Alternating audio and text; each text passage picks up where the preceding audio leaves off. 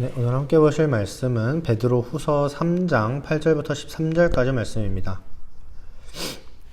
사랑하는 자들아, 주께는 하루가 천년 같고 천년이 하루 같다는 이 한 가지를 잊지 말라. 주의 약속은 어떤 이들이 더디다고 생각하는 것 같이 더딘 것이 아니라 오직 주께서는 너희를 대하여 오래 참으사 아무도 멸망하지 않고 다 회개하기에 이르기를 원하시느니라. 그러나 주의 날이 도둑같이 오리니 그 날에는 하늘이 큰 소리로 떠나가고 물질이 뜨거운 불에 풀어지고 땅과 그 중에 있는 모든 일이 드러나리로다. 이 모든 것이 이렇게 풀어지리니 너희가 어떠한 사람이 되어야 마땅하냐. 거룩한 행실과 경건함으로 하나님의 날이 임하기를 바라보고 간절히 사모하라. 그 날에 하늘이 불에 타서 풀어지고 물질이 뜨거운 불에 녹아지려니와 우리는 그의 약속대로 의가 있는 곳인 새 하늘과 새 땅을 바라보도다. 아멘. 이제 여러분은 하나님에 대해서 얼만큼 알고 계신가요? 쉽게 말해서 여러분이 알고 있는 하나님, 나는 하나님에 대해서 이렇게 생각한다 라는 게 있을 겁니다. 아마 많은 것을 얘기할 수 있을 거예요. 이제 사랑의 하나님, 좋으신 하나님, 위로하신 하나님, 창조, 전능, 전지 그런 하나님 등등이 많죠. 근데 이제 오늘 이 본문에서는, 이 말씀에서는 오래 참으시는 하나님입니다. 하나님의 오래 참으심은 우리에게 엄청난 위로를 줘요. 우리는 예수님을 믿는 믿음으로 의인이지만 내 안에 죄가 있기 때문에 죄된 우리의 본성과 계속해서 싸워 나가야만 합니다. 그런데 그 싸움에서 이기는 경우보다는 사실 지는 경우가 더 많아요. 그래서 마음으로는 그러고 싶지 않아도 이 죄를 지으면서 계속 살아가게 돼요.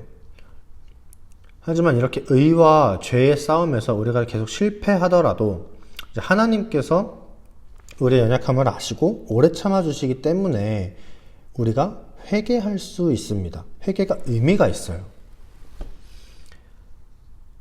만약 하나님이 오래 안 참고 바로바로 즉각 심판을 해버리면 이 세상에 아마 살아있는 사람은 한 명도 없을 겁니다. 정말 다 죽었을 거예요. 그래서 오늘 9절 후반부를 보면 이렇게 얘기하죠. 오직 주께서는 너희를 대하여 오래 참으사 아무도 멸망하지 아니하고 다 회개하기에 이르기를 원한다 하고 말합니다. 우리가 느낄 땐 예수님이 다시 오시나 싶을 만큼 예수님께서 승천하신 이후에 시간이 굉장히 많이 지났어요. 그래서 진짜 오시긴 하나, 다시 오시나 그런 생각들이 들죠. 근데 하나님의 시간에서는 천년이 1년 같고 1년이 천년 같습니다. 즉 하나님은 시간의 구애를 받지 않고 언제나 하나님 앞에서는 모든 일들이 다 현재라는 거죠.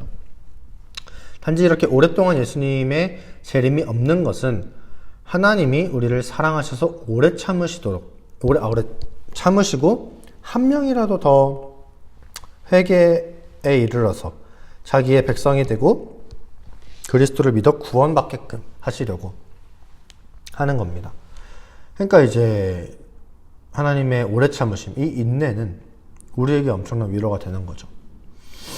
근데 끝나는 순간이 분명히 있습니다. 이제 예수님의 재림이에요. 그날은 언제 올지 아무도 모릅니다. 근데 분명히 있습니다. 우리가 볼 땐 더디게 느껴져도 없는 건 아니에요. 그렇다면 우리는 어떻게 해야 할까라는 거죠. 하나님이 오래 참으시니까 그냥 다 참아주시겠지 하고 내 마음대로 살면 되는가? 절대 아니죠. 예수님의 재림이 내가 살아있는 동안에는 올지 안 올지 몰라요. 그런데 정말 그거는 아무도 모르는 거기 때문에 올 수도 있습니다. 그렇죠? 그래서 그렇다면 우리는 이제 그 날이 올 때가 올 때 우리는 어디로 갈까가 중요한 거죠. 천국이냐 지옥이냐가 중요한 거죠. 언제 그날이 오느냐가 미지수라면, 랜덤이라면, 나에게 있어서 그 날이 랜덤이라면, 미지수라면, 어쨌거나 오는 그때가 분명히 있는 건데, 그때 나는 천국에 있어야겠죠. 그래서 우리는 그 날이 언제 오더라도 우리가 천국에 갈 수 있도록 하나님께 의인이라 칭함받을 수 있도록 언제나 우리의 믿음과 삶을 재점검하면서 바로 서 있어야 됩니다. 오늘 말씀대로라면 11절과 12절에서처럼 거룩한 행실과 경건함으로 하나님의 날이 임하기를 바라보고 간절히 사모하는 거죠. 당시 이제 베드로후서가 쓰여질 배경에는 거짓 선지자들이 재림에 대해서 이상하게 말을 많이 했어요. 재림이 있지 않다라는 것처럼 말을 했어요. 근데 이 베드로가 그런 거짓 선지자들의 말에 휘둘리지 말고 거룩한 행실과 경건함으로 그리스도인으로서의 모습을 갖추고 있어라 라고 베드로는 얘기하는 겁니다. 그래서 저는 이제 오늘 말씀을 묵상하면서 우리가 왜 이렇게 죄를 짓는 것에 대해서 죄책감도 좀 무뎌지고 양심의 찔림도 무뎌진 이유가 뭘까? 라는 생각을 해봤을 때 이 종말에 대한 경각심이 좀 많이 부족하기 때문이 아닌가라는 생각을 좀 많이 했어요. 당장 예수님의 재림이 내일이다 라고 하면은 우리는 아마 내가 살고 있는 오늘 이 하루가 정말 오늘 같지 않을 거예요. 무슨 말이냐면 뭐 이렇게 하나님 앞에 정말 엎드렸을 겁니다.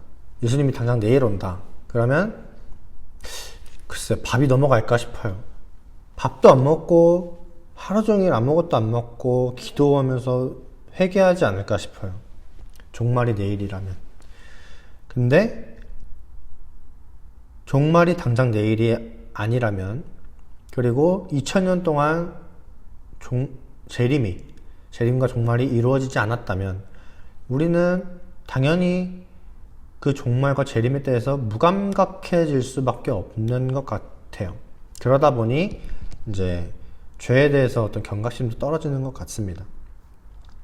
근데 오늘 말씀 앞에서 여러분은 어떠신가요? 종말의 때까지 우리를 오래 참으심으로써 회개하기를 기다리고 계시는 그 하나님, 우리를 용서하시고 사랑하시는 하나님의 그 은혜에 감사하는 것도 중요한데 우리는 그 끝이 있다는 사실을 반드시 기억해야 해요.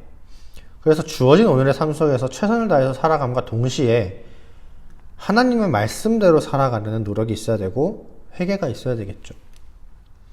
그래서 모두 이런 삶을 살아가셨으면 좋겠어요. 그래서 오늘 함께 기도하셨으면 좋겠는 것은 이제 나의 신앙을 좀 되돌아보고 하나님 앞에서 조금 부족했던 어떤 모습들이 있다면 경건의 모습을 다시 회복하기 위해서 회개기도 하셨으면 좋겠고, 두 번째로는 당연히 이제 하나님의 오래 참으심과 인내에 감사하는 그 감사기도를 하셨으면 좋겠습니다. 이 두 가지 놓고 함께 기도하겠습니다. 사랑이 많으신 하나님 아버지,